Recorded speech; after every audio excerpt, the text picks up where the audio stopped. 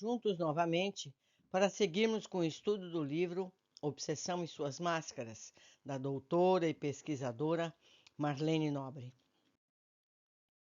Sugestão pós-hipnótica. Aulus ressaltou também este aspecto entre os espíritos que estavam para ser socorridos na sessão espírita. Um deles apresentava amnésia, não sabe o próprio nome. O benfeitor aventa, então, a hipótese de que ele estivesse sendo vítima de vigorosa sugestão pós-hipnótica. Isso está no livro Nos Domínios da Mediunidade. Ante o espanto de André Luiz, o assistente comentou: como não? A morte é a continuação da vida, e na vida, que é eterna, possuímos o que damos. Recomendamos a parte 2, a indução mental, os reflexos condicionados, o fenômeno hipnótico, o mediúnico e os mecanismos da televisão. Patologias do corpo espiritual, perispírito, monoideísmo. Vamos recordar aqui o processo simbiótico utilizado pelo espírito desde as mais remotas eras para enfrentar a solidão após a morte. Na base desse processo está o monoideísmo, a ideia fixa em voltar para junto dos seus, onde encontra calor e afeto. Isso está no livro Evolução em Dois Mundos.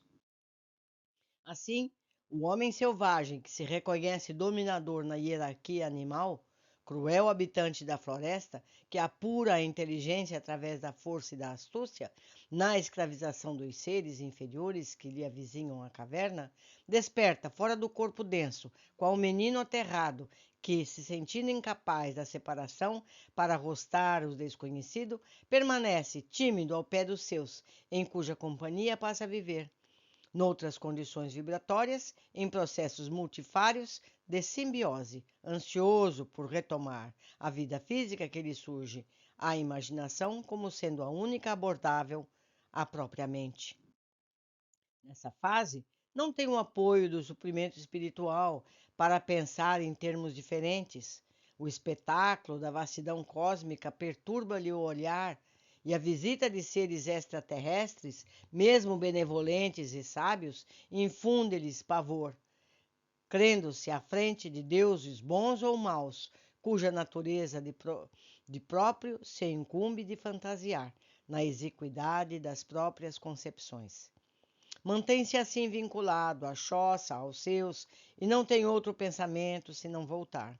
Voltar ao convívio revitalizante daqueles que lhe usaram a linguagem e lhe comungaram os interesses, tal qual as bactérias, que se transformam em esporos quando as condições do meio lhes são adversas, tornando-se imóveis e resistentes ao ambiente, durante anos a fio. Assim também, o espírito do selvagem perde os órgãos do corpo espiritual, que se lhe atrofiam por falta de função. Isso porque estabelece-se em teu íntimo o monoideísmo, a ideia fixa de voltar para a carne, e esse desejo eclipsa todos os demais. Dá-se então o que André Luiz chama de monoideísmo auto-hipnotizante, provocado por pensamento fixo depressivo, nascido de sua inadaptação ao mundo extrafísico. Por esse processo, o desencarnado perde o seu corpo espiritual, transformando-se em ovoide, forma pela qual processa o seu corpo mental. Logo a seguir, vamos nos deter um pouco mais no estudo dessa forma patológica no envoltório espiritual. Com o passar do tempo, o monoideísmo, tanto quanto a simbiose, perturbaram com processos largamente utilizados pelo espírito, mantendo-se ainda lastreado na ignorância das leis divinas. Mas agora, acrescida do grau de responsabilidade consequente ao grau de conhecimento adquirido, é assim que o pavor do desconhecido perdura a vontade de voltar para a terra também, mas imensamente complicados por crimes e distorções diversas, em que desrespeito às leis divinas, gerando culpas e remorsos. No monoideísmo, o núcleo da visão profunda, no centro coronário, ou seja, do alto da cabeça, sofre disfunção específica, qual o espírito contemplará, tão somente os quadros terríficos relacionados com as culpas contraídas. Tudo ou mais ele deixa de observar. Caso Leonardo Pires. Vejamos o caso de Leonardo Pires, entre a terra e o céu. Desencarnado há 20 anos, vive agora na casa da neta, Antonina.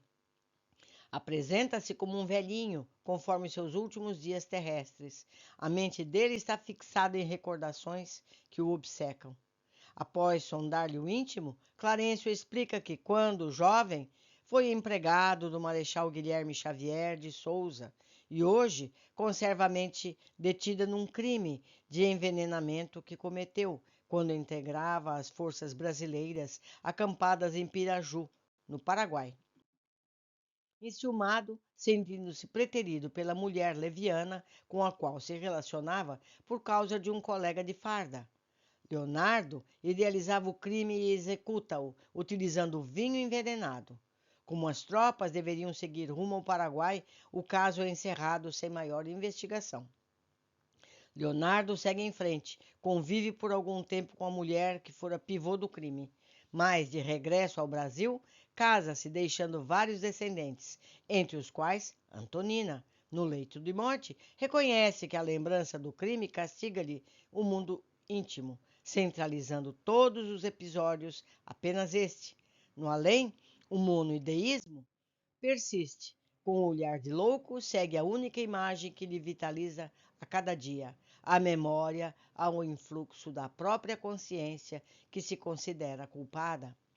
Como ensinam os espíritos reveladores de Allan Kardec, a lei de Deus está inscrita na consciência. Isso está no Livro dos Espíritos, na questão 621. Também sofrem de monoideísmo as almas que dormem após a morte. Têm a mente eivada de pesadelos angustiosos e, quando acordam, estão em plena alienação. É muito interessante o estudo que André Luiz faz sobre esses mortos-vivos, verdadeiras múmias do mundo espiritual. Isso está no livro Os Mensageiros.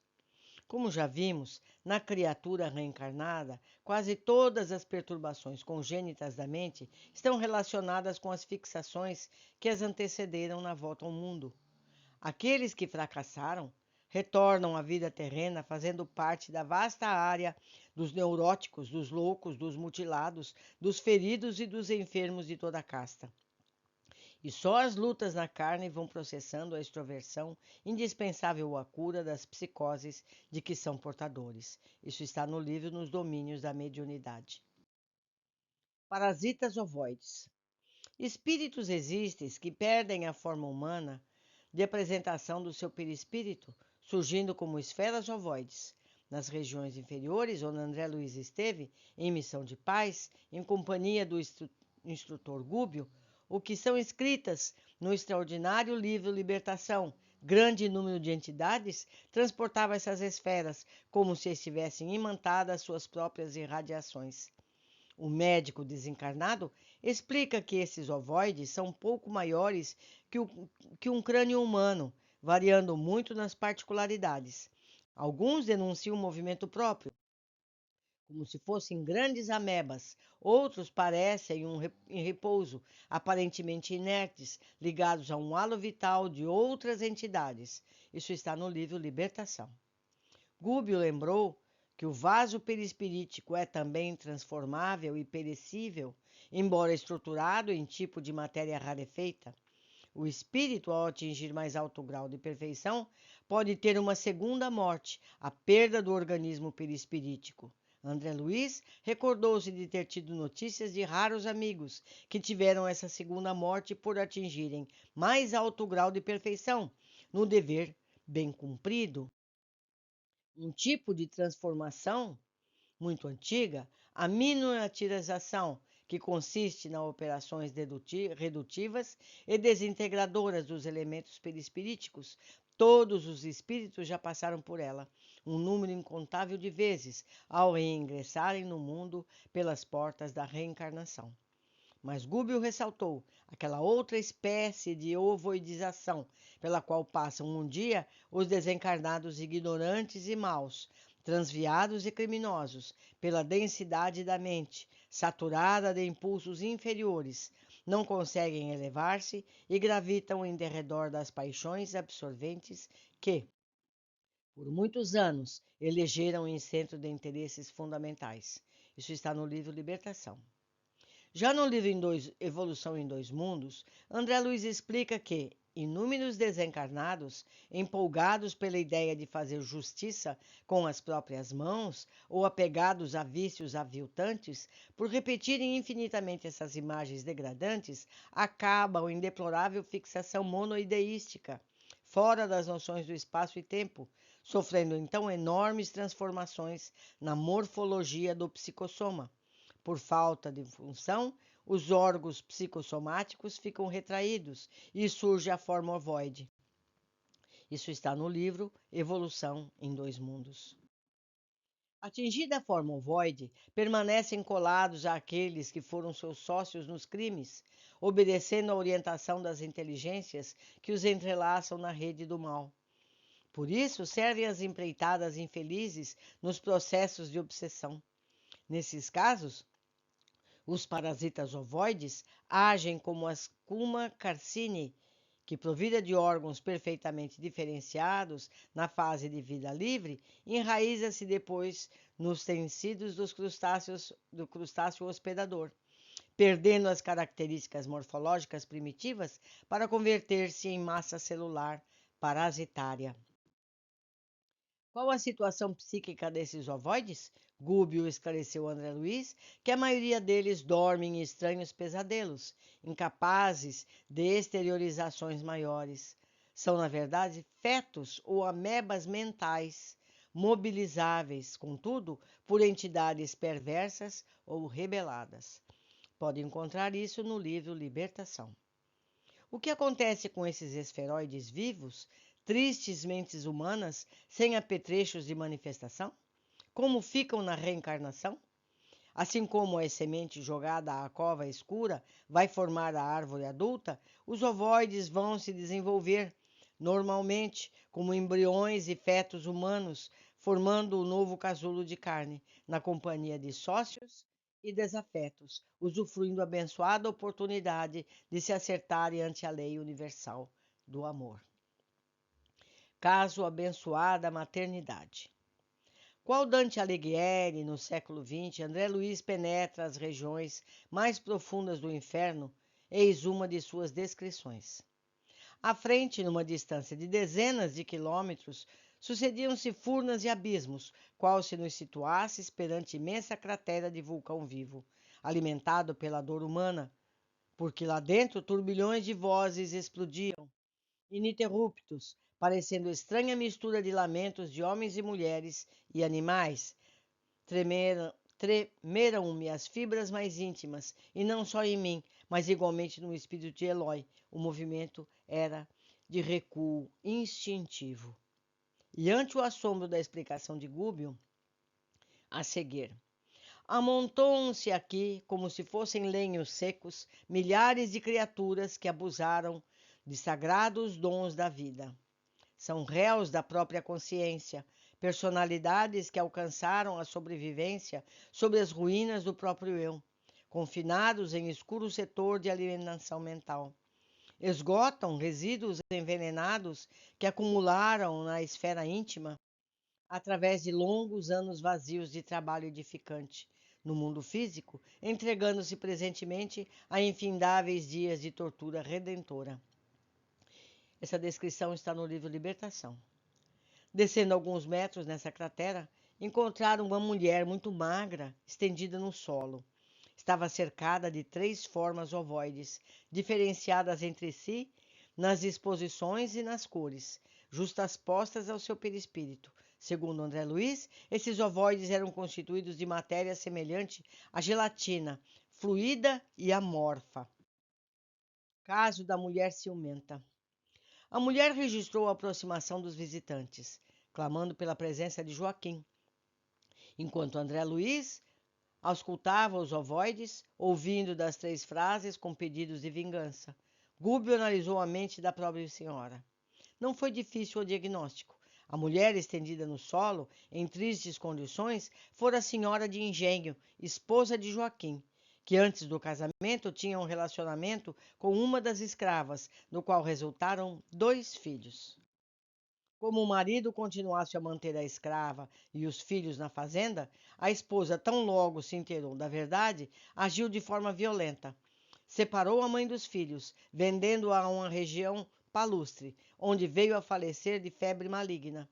Os dois filhos, acusados de furto pelo capataz, amando da senhora, sofreram no tronco e encontraram a morte por tuberculose, em virtude dos maus tratos. Hoje, são os três ovoides que ela carrega adessos ao próprio perispírito. Segundo programação espiritual, certamente Joaquim já reencarnou. Vai casar-se com a senhora, que está sob observação, e esta não descansará enquanto não receber os três ovoides como filhos, a fim de restituir-lhes a vida e o afeto que lhes tirou. Segundo Gúbio, na nova encarnação, essa senhora conhecerá enfermidades de diagnóstico difícil, por enquanto, no estágio atual dos conhecimentos humanos, por se originarem da persistente e invisível atuação dos inimigos de outra época. Transportará consigo 300 vitais desarmônicos e, até que os reajuste na forja do sacrifício, recambiando-os de estrada certa, será, na condição de mãe, um ímã atormentado ou a sede obscura e triste de uma constelação de dor, concluiu. Essa descrição desse caso está no livro Libertação. Ficamos hoje por aqui e eu aguardo vocês no nosso próximo capítulo.